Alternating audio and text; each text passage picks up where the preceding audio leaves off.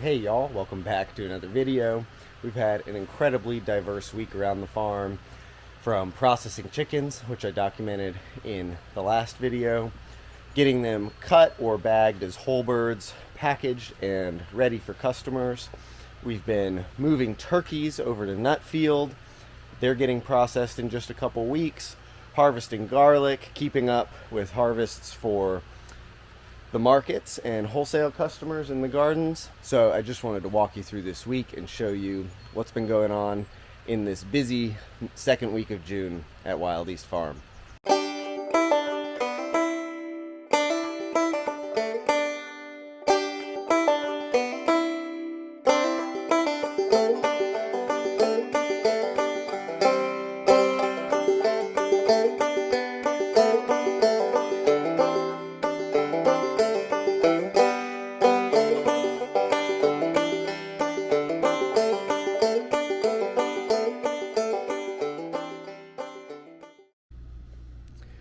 Going through and pruning tomatoes. These guys are getting lowered for the first time next week as they're creeping up towards the trellis line. But we're about a whole month ahead of the tomato calendar from last year. We've got some really nice Margolds, Mar Noir, and Marbonne varieties in this bed. Growing summer lettuces in the side beds of the tunnels for the most part, and happy with tomato progress this season. Some of the healthiest tomato plants I've ever grown, and think we're going to be getting loads of fruit, perfect for tomato sandwiches. Part of our strategy in the market gardens is ramping down production a bit during the peak of summer, and that includes incorporating cover crops. This is teff grass, which, as you can see, is incredibly beautiful, but it's a quick growing, low-lying summer cover crop that can be easily terminated and incorporated into the soil. We're doing some buckwheat plantings, some beds where we're trying to experiment mixing the teff and buckwheat, but taking these beds out of vegetable production for a period here in the hot months of summer, building soil while we're doing it, and transitioning towards a slightly more easeful time in the gardens in the summer, as we prefer to load the shoulder seasons.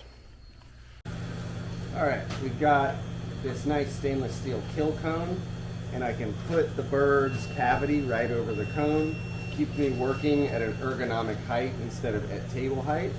And to butcher birds, I start with the legs, pulling the skin between the torso and the leg tight, and it comes right off. There's a bit of tearing involved. This little muscle here is called the oyster, and I want to make sure to include that in the cut when I'm cutting the leg off. So that's that, and I get a clean cut right at the ball joint, which is what I'm aiming for. Same thing on the opposite side, getting that oyster off. Clean cut right through the ball joint. Next up, I get the wings off and I approach it from the back. This knife is very sharp, so it doesn't have any issue. You see how nicely I got right between the ball and the socket. And it's important to cut the wing off without accidentally getting into the top of the breast meat. Same thing on the other wing, and I can kind of pull out the ball sometimes. So now I just have the breasts left. We do boneless skin on breasts. So I'm aiming to go right on either side of the keel. The keel is the breastbone on any bird. And so I'm gliding my knife right between the muscle and the bone on either side.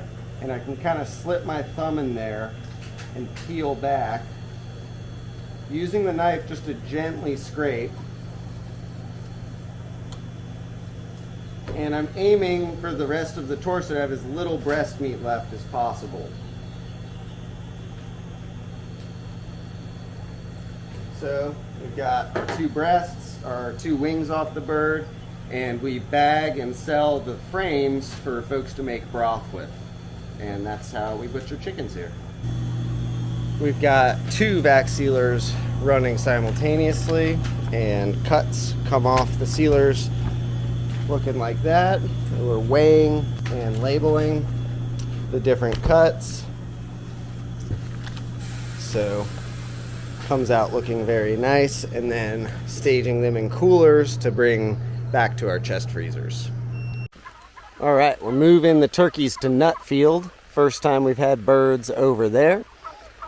Very exciting. It's a bit of a long haul, so we're gonna, between the cart and some creative fencing, get them down along the main ditch there, and then across. We built a little bridge over the winter, and we've got their paddock set up, so take you along. Not too hard to herd turkeys, even though it's a slow process. But with a few people, we can get them going. Curious creatures. This is the main hurdle, is getting them across this ditch and seeing if they find the bridge. We're gonna get them there, but it might take a second. There's not a lot of better ways to move turkeys distances, so we're learning as we go. Down in the distance there, we've got their paddock. Again, over here in Nutfield, where we have pecan trees, oak trees, hickories, walnuts, butternuts establishing. The sheep are just a little bit ahead of them, moving through these lanes, and about 3/4 of the way there, getting these turkeys across. All right, turkeys are in. We made it happen, even amidst the rain. But they're happy to be back under their shelter. Got food poured out, water for them, and went about as smooth as you can hope. Harvesting garlic today. Very exciting. We're gonna have loads of garlic. We have a whole curing setup rigged up in the propagation tunnel to get them dried down and ready for longer term storage and sales. So show you the team of folks, friends and volunteers coming out to help us with this big harvest. Going through harvesting garlic, we've made it a bit more than halfway through. We have 3 varieties, Music, German Extra Hardy, and one called George and Crystal. And we got the crew and some extra help, and we're having a good time. I'm gonna make pizza after we're done to celebrate. All right, garlic starting to fill up the prop space. We've taken the tops and cleaned up the roots a bit on a lot of them, and are leaving other garlics with tops on for now. A couple folks here, Zach and Liv, this spring built these little drying racks so that the stems can just slip right in and we can have vertical space efficiency for curing. Gonna have loads of garlic. What a joy. Yeah.